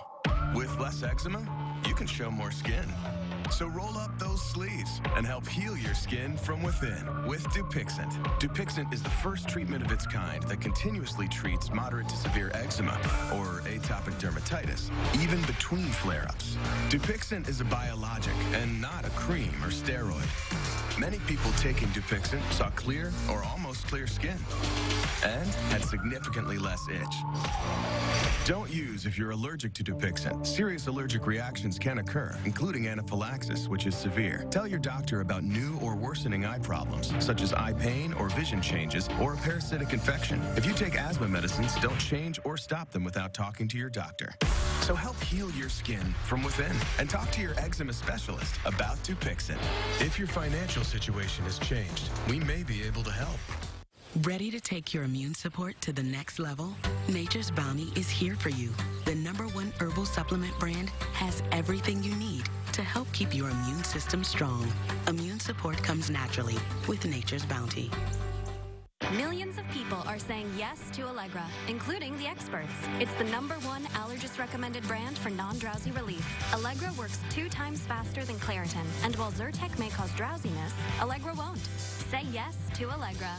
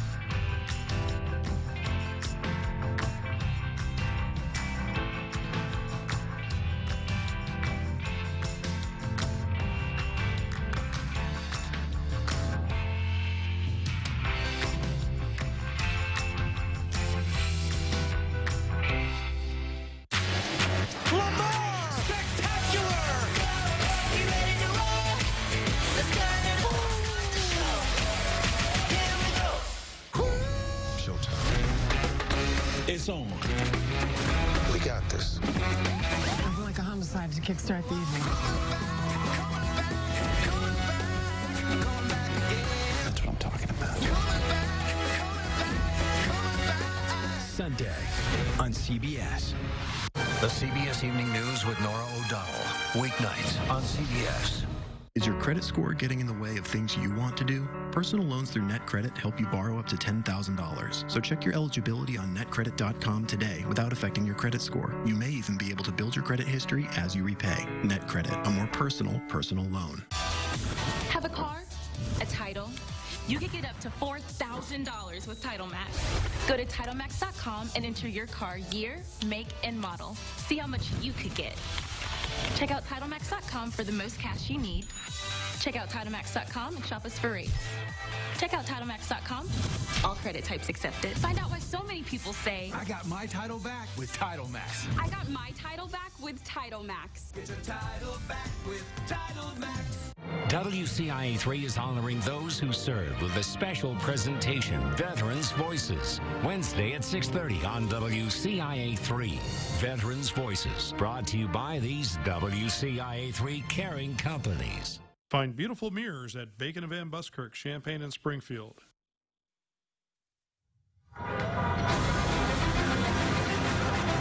And take a look at the celebrations across America. This is Times Square, where CBS's David Begnaud is just outside of our studio. Good evening, David.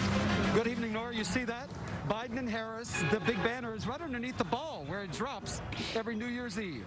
Nora, I want you to know that the loudest applause we heard during Joe Biden's speech was when he announced that he was going to form a COVID task force. And the people couldn't hear him. They were literally reading his words and the closed captioning on the screen, reading his lips, and they erupted in applause. Want to give you some reaction? This is Susan. Susan, what's your reaction? How do you feel a Biden administration will be? I think it's going to be wonderful. I lived in Asia, in Korea and Japan for 23 years, and I came back to a Trump administration, and I was so disappointed and unhappy, and now I feel that it's all going to be okay. Thank you, Miss Susan. These gentlemen are actually from the UK and France. What did you guys think of the moment when Biden spoke and everybody was celebratory? I've been there all day, and it puts the United into the United States. Shouts out everyone back home, all the chicks. United in the United States. Thank you. Let me bring in this lady, Comera. She lives here about a block away. How do you feel about a Biden presidency? Oh, excited. We're going to have a leader who's going to unite us. This is the first female, black female vice president. That's amazing, because now we have a team who's going to lead all of America, right? Doesn't matter what you look like, what you believe, anything, right? It's not how you dress. We are all Americans, and we are going to be united as one America. Thank you, Comera. Nora, the Voices of America, back to you. Right there at the crossroads of the world in Times Square. Thank you, David Bagno. Want to check in with CBS's Danya Backus. She is in West Hollywood, California tonight. Danya? Nora, the celebration continues here in West Hollywood, and believe it or not, it's actually died down some throughout the evening. And we have seen hundreds of people in the streets here. They've been dancing in the streets. They've been dancing on cars. They've been waving American flags, Biden flags, California flags, pride flags. Just a true representation of the state of California here. And celebrations like this have been happening throughout the city. I've been able to ask people, what does this mean for you? Why are you here in the street? Why are you dancing and celebrating? And many people say that they believe that this will be the end of divisiveness in this country. They say that this is a symbol of unity. I was able to ask one mother who was here with her 2 young children. They were dancing in the street. I said, why did you bring them in this large crowd? She said, because this means a better future for them. Nora? Danya, and that is what sent many people to the polls looking toward the future. Thank you. Let's now go to the nation's capital. CBS's Errol Barnett is at Black Lives Matter Plaza just north of the White House, and huge crowds there, right, Errol? That's right, Nora. The celebration continues, and I was watching as most people here were glued to their devices, their phones, as they watched the president-elect give that speech. A black man and woman I spoke with from Alabama said that they were inspired and encouraged by what the president-elect had to say, specifically about acknowledging how black Americans had stood up for Joe Biden and had his back, and he says he will have theirs. They will remember that, and it reminds me of something Joe Biden told me and the black and Hispanic journalists I was with when I interviewed him over the summer, that he acknowledges systemic racism exists and pledges to do what he can to undo it. Undoubtedly, his supporters here will remember that pledge. And as you look around, there's a demographic patchwork, people of all ages and colors, and to all of them, the presidency means something different. I saw demonstrators in support of immigrants' rights, veterans' rights, and union supporters here. And there was also a young white woman, a college student, who believes the Biden-Harris administration means progress toward gender equality.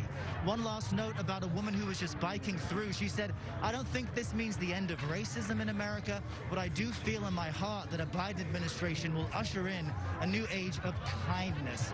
Last note about Shutdown DC, who organized this on Monday. They're going to switch to pressuring President Trump to concede and transfer power peacefully. Nora? Errol Barnett, thank you. An era of kindness, no doubt, is a nonpartisan goal, hopefully for all. Let's go over to Major Garrett with how Joe Biden won this election. Major? America, I know what you're thinking. Seriously? More math and geography? Haven't we advanced to the fireworks, dance, and music part of the program? Stay with me. I promise you there's something interesting. All right. We all remember the 3 states that put Donald Trump over the top in 2016. They were in order: Wisconsin, Michigan, and Pennsylvania. Let's see what Joe Biden accomplished in those 3 states, not only winning them, but how much did he win them by? Let's start with Wisconsin. About 20,000 votes there. Let's go to Michigan. Very substantial majority there. We look at my notes, about 147,000 votes there. And Pennsylvania, the current amount is about 37,000. I never do math on live television without my note card. That's about 204,000 vote margin in those 3 states. That's important. We've all oriented ourselves to the way these maps look for the red, blue, or light red. This is 2020. Look at Pennsylvania, the one that put Joe Biden over the top. Let's compare it to 2016. Mostly the same, but you see some various shades changing. I want to bring your attention to this county. It's called Chester County. Look at the Hillary Clinton-Donald Trump relationship there. Look at it in 2020. There's a story there. The margin of Joe Biden's victory in one county in Pennsylvania, Chester County, was about 53,000, more than his current statewide majority in Pennsylvania. That doesn't tell the entire story of the state of Pennsylvania, but it tells a fascinating one about the suburbs around Philadelphia, and it is this. Joe Biden got more than 100,000 more votes out of these so-called collar suburban counties around Philadelphia than Hillary Clinton. Here's the more interesting thing about that.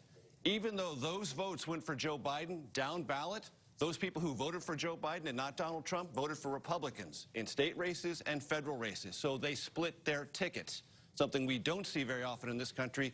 That's the tail of the tape in Pennsylvania.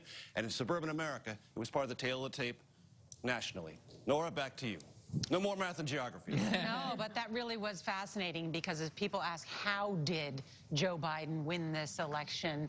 How was he able to bring back voters into the Democratic fold? It was those blue-collar folks, white working-class folks, union households, certainly in Michigan, as well as parts of Pennsylvania as well. And so far, most of the fraud claims have been totally without merit and made up. And what Major just points out is so wise because it shows voters making a specific choice. In other words, these are voters who are voting for lots of Republicans, just chose not to at the top of the ticket. It also shows why so many Republicans down ballot across the country did better than expected, because even people who didn't vote for Donald Trump, typical Republicans who said they couldn't take another 4 years of President Trump, still voted for Republican members of Congress. And Democrats thought they were going to pick up seats. Instead, they ended up losing about half a dozen seats. It was interesting to see the music that they walked out on to. Kamala Harris walked out to Mary J. Blige. Joe Biden walked out to Bruce Springsteen. And in the closing days of the campaign, Bruce Springsteen had done a commercial, narrated a commercial for Joe Biden. And there was a great line in there that says, "This is more than where he's from, it's who he's for," speaking to the blue-collar people that signed on to vote for Joe Biden this time. I think that speaks volumes of how he made that shift and turned that around. You think Bruce Springsteen may have been the deciding factor? Well, I think Bruce Springsteen, you can't go wrong with anything Bruce Springsteen. And don't get me started on that note. I know. I'll start belting out Dancing in the Dark soon. Yeah. Well, no doubt. I don't think that hurt. You know, they played that commercial during the Ohio State-Penn State game. The weekend before voting. I don't think that hurt. Absolutely not. All right, we'll be right back, and we'll have more from CBS News election headquarters right here in Times Square.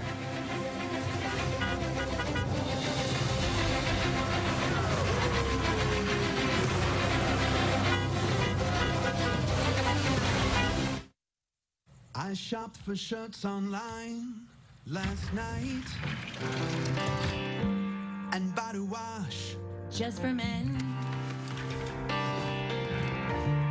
Now I think we're gonna buy new shoes again. Cash back on the things all in our home. I shop on Rakuten. Rakuten.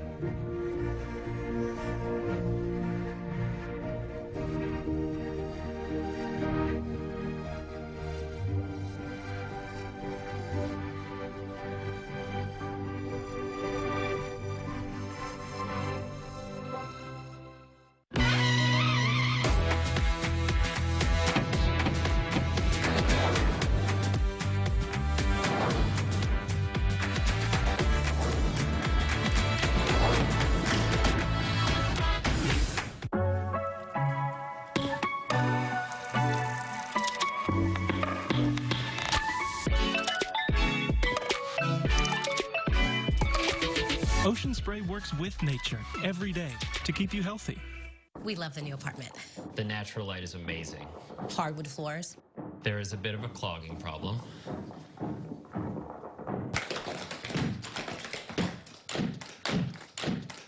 At least Geico makes it easy to bundle our renters and car insurance. Yeah, helping us save even more.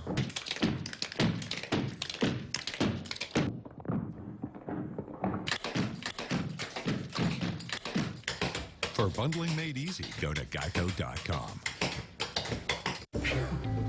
Are you okay? Oh, it's just a cold. If you have high blood pressure, a cold is not just a cold. Most cold medicines may raise blood pressure. Choose Coricidin HBP, the brand with a heart, for powerful cold relief without raising your blood pressure.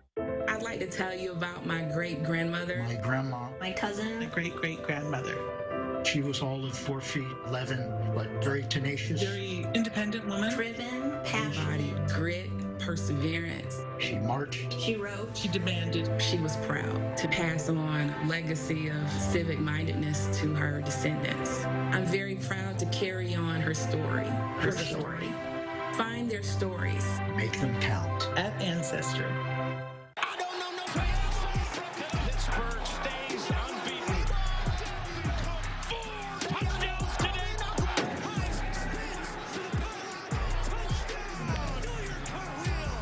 Luck rolls to his right. End zone catch. Touchdown Denver. What a comeback. We don't have the music. Colbert's got a new late show with Stacey Abrams. Monday on CBS. Gayle King, Anthony Mason, and Tony DeCoppel. Weekday mornings on CBS. Have a car? A title? You could get up to $4,000 with Title Max.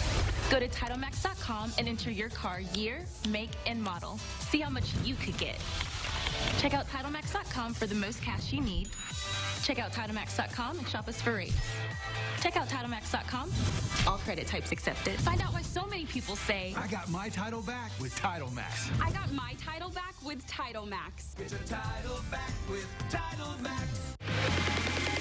Living for the weekend? Us too. Because this Sunday is all win and no risk. That's why new customers can bet risk-free up to $100 this Sunday. You don't want to miss it.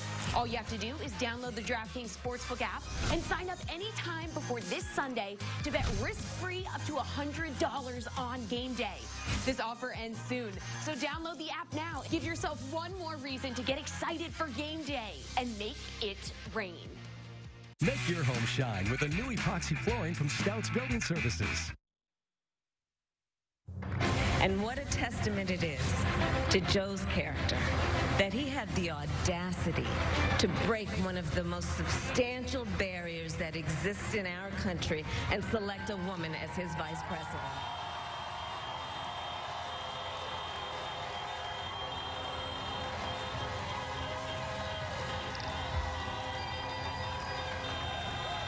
But while I may be the first woman in this office, I will not be the last.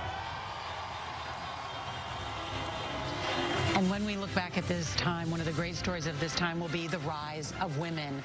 On the 100th anniversary of women's suffrage, the 19th Amendment, the passage of that, a woman in white speaks before the country to say that she is going to be the first female vice president of the United States, a time when women have been the majority of those heading to the polls every year, when women have more than decades been the majority of people in college and now in professional schools. Finally, someone in the executive office of the White House. Yeah, it's no coinky-dink that she chose to wear white and wear a white pantsuit in particular. And I think that when Kamala Harris was chosen for the ticket, she did add a certain kind of energy to the campaign. People were excited about Joe Biden, but when he picked Kamala Harris, it kicked it up a notch. I'm still struck by a comment from the Reverend Stephen Bland in Detroit, which I said earlier this afternoon made me wince and made me smile at the same time. He said, because we went from picking cotton to picking presidents. we can't underestimate what the black vote and what the Latino vote meant to this campaign, too, as we give accolades to everyone who has contributed, who voted for the Joe Biden campaign. Yeah, look at what we heard from Times Square and people that are out celebrating. You know, and this was the most diverse electorate in American history, electorate that is usually 70% white. By our exit polls, it was about 65% white.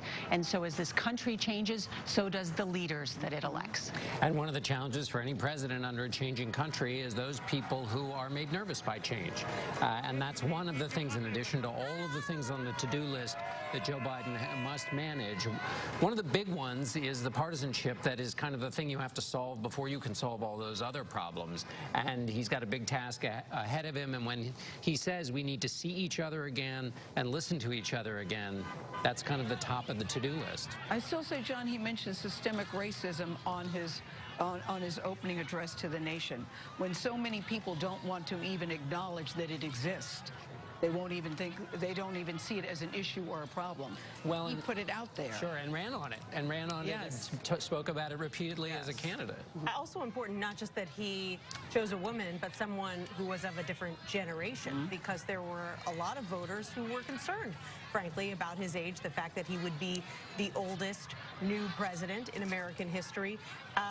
And in particular, a lot of young voters who do make up a very significant chunk of the Democratic electorate who might relate more to someone who was closer to their age. Now, she's still 56, but, you know, a lot younger than Joe Biden. In fact, when she was sworn into the Senate 3.5 years ago, he's the one who swore her in because he was the vice president of the United States at the time.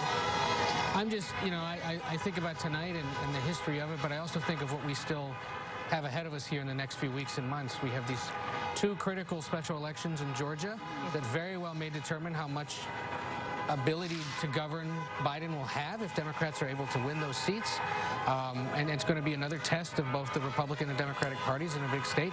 The other thing is this talk he had tonight about cooperation, the idea that he was given a mandate to have Congress, Democrats and Republicans work together. He said, I'll call on Congress, Democrats, Republicans alike to make that choice with me. Be very curious to see whether members of Congress make that choice with him and how difficult it might be. You know, there are only about 30 senators left he served with when he was in that body. And I think it's going to be challenging for him to convince some of those he doesn't know as well to work with him. There is a big to-do list, certainly, for the next president of the United States. And so as we end this election week with a new president-elect and a newfound understanding of our democracy, a democracy that may not be rapid, but is ultimately resilient. This year, even in the middle of a deadly pandemic, more Americans found a way to vote than ever before. We know that some people did it with a stamp, others did it by standing in line. And the process may have been difficult, and our politics are certainly divided. But we did learn this week that the American people are determined. Our democracy isn't easy, it is earned. And tonight, that process begins. We promise to be back with you as this story unfolds, and we want you to tune in tomorrow for Face the Nation with Margaret Brennan. After a long week, I want to thank my colleagues. Thanks to Gail King, John Dickerson, Nancy Cordes, Ed O'Keefe, Major Garrett, and along with Anthony Salvanto and our decision desk. They have done such an incredible job. For all of us at CBS News, I'm Norah O'Donnell, CBS News, New York. The very soul of America at stake, and the world watching. You ushered in a new day for America. Let us be the nation that we know we can be. A nation united, a nation strengthened, a nation healed. The United States of America, there's never been anything we've tried we've not been able to do.